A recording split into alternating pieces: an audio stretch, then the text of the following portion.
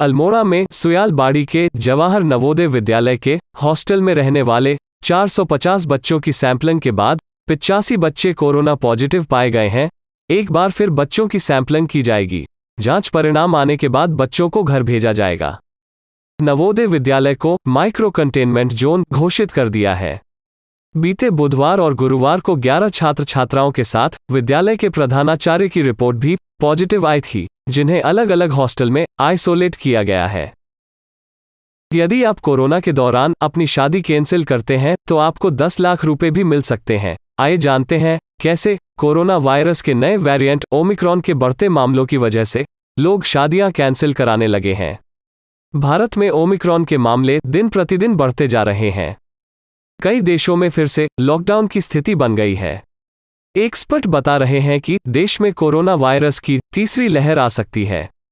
महामारी तीसरी लहर के खतरे को देखते हुए केंद्र सरकार के साथ साथ राज्य सरकारों ने भी सख्त कदम उठाने शुरू कर दिए हैं।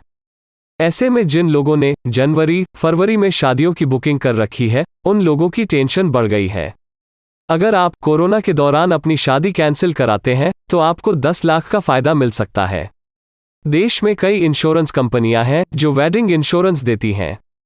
आइए जानते हैं किस पर मिलता है इंश्योरेंस। इंश्योरेंस सेक्टर के एक्सपर्ट अखिल महाजन बताते हैं, कंपनियां शादी के लिए पहले से पैकेज तैयार करके रखती हैं। वहीं कुछ कंपनियां जरूरत के हिसाब से भी पैकेज ऑफर करती हैं। ये कंपनियां शादी के लिए बुक किए हुए किसी हॉल या रिजॉर्ट के एडवांस पैसे और ट्रैवल एजेंसियों को दिया गया एडवांस होटल की एडवांस बुकिंग पेमेंट, सजावट और म्यूजिक के लिए शादी के वेन्यू सेट से लेकर शादी के कार्ड छपने पर दी गई पेमेंट पर इंश्योरेंस मुहैया कराती है। भारत में HDFC Ergo, ICICI Lombard, Bajaj Allianz general insurance जैसी कंपनियां वेडिंग इंश्योरेंस कराती हैं। उन्होंने कहा कि इंश्योरेंस लेने में फायदा है क्योंकि अनिश्चितता के माहौल में इंश्योरेंस के बाद आदमी बेफिक्र रहता है। शादी की तारीख बदलने पर दावा क्लेम किया जा सकता है। इसमें आपके इंश्योर्ड राशि से सिर्फ 0.7% से लेकर 2% तक ही प्रीमियम लगता है। अगर 10 लाख रुपए का वेडिंग इंश्योरेंस है तो 7,500 से 15,000 रुपए तक का प्रीमियम भरना होगा। चक्रवात, बाढ़ या आग के कारण आयोजन स्थल को नुकसान, दूल्हा दुल्हन या परिवार के तत्काल सदस्य की किसी बड़ी दुर्घटना के कारण कैंसिलेशन, चोरी जिसमें पैसे और अन्य कीमती सामान शामिल हैं, किसी तीसरे पक्ष के व्यक्ति या संपत्ति को शारीरिक चोट या बीमारी से उत्पन्न होने वाली किसी भी कानूनी देयता का भी बीमा किया जा सकता है। ट्रैवल एजेंसियों को दिया गया एडवांस पैसा, केटरर को दिए गए एडवांस पर बुक किए हुए किसी हॉल या रिजॉर्ट के एडवांस पैसे, सजावट और म्यूजिक के लिए दिए गए पैसे, शादी के कार्ड छपने पर दिए गए पैसे। वेडिंग इंश्योरेंस का सम एश्योर्ड इस बात पर निर्भर करता है कि आपने कितने का बीमा कराया है। इंश्योरेंस लेने से पहले आपको शादी के खर्च की सारी जानकारी इंश्योरेंस कंपनी को देनी होती है। नुकसान होने पर इंश्योरेंस कंपनी को तुरंत इसकी सूचना दें। चोरी की स्थिति में पुलिस को इसकी जानकारी दें। FIR की कॉपी इंश्योरेंस कंपनी को सौंपें। क्लेम करने के लिए फॉर्म भरें। सभी कागजात कंपनी में एक साथ जमा करें। गलत जानकारी पर क्लेम रिजेक्ट हो जाएगा। उत्तराखंड में अब की बार 60 पार के संकल्प के तहत प्रदेश में सत्तारूढ़ भाजपा ने जिताऊ प्रत्याशी की तलाश का अभियान शुरू कर दिया है। पार्टी ने सभी 70 विधानसभा सीटों में मजबूत दावेदारों के नामों का पैनल तैयार करने के लिए पर्यवेक्षक बना दिए हैं। सभी पर्यवेक्षकों को विधानसभा क्षेत्रों में जाकर वहां निवास करने वाले पार्टी पदाधिकारियों से राय शुमारी के बाद नामों का पैनल तैयार कर उसे 8 व 9 जनवरी तक प्रदेश अध्यक्ष मदन कौशिक को सौंपेंगे। उत्तराखंड में आगामी विधानसभा चुनाव के मद्देनजर सियासी हलचल तेज हो गई है।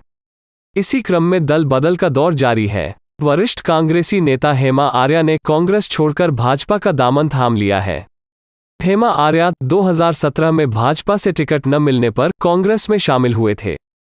वहीं आम आदमी पार्टी के नेता और उत्तराखंड के पूर्व IPS अधिकारी अनंतराम चौहान दिल्ली में पार्टी नेता प्रियंका गांधी की मौजूदगी में कांग्रेस में शामिल हो गए हैं। प्रदेश में युवा मतदाता निर्णायक स्थिति में हैं, इसलिए राजनीतिक दल युवाओं को साधने की कोशिश में जुटे हैं। भाजपा, कांग्रेस समेत सभी राजनीतिक पार्टियां अपने घोषणा पत्र में युवाओं के मद्देनजर कई घोषणाएं करने जा रही हैं। रोजगार इसके केंद्र में है तो बेरोजगारी भत्ता दिए जाने की भी बात हो रही है। कोशिश यही है अधिक से अधिक युवाओं को अपनी तरफ खींचा जाए। राज्य में वर्तमान में 18 से 40 वर्ष के बीच के युवाओं की अनुमानित संख्या 38,31,394 है। इस लिहाज से यह कुल मतदाता का 48.42% बैठती है। हालांकि निर्वाचन विभाग की ओर से अंतिम मतदाता सूची का प्रकाशन 5 जनवरी को किया जाएगा। 1 नवंबर तक मतदाताओं की संख्या 78,46,000 पहुंच गई थी। इनमें 40,87,018 पुरुष और 37,58,730 महिलाएं हैं। अन्य श्रेणी के मतदाताओं की संख्या 251 है।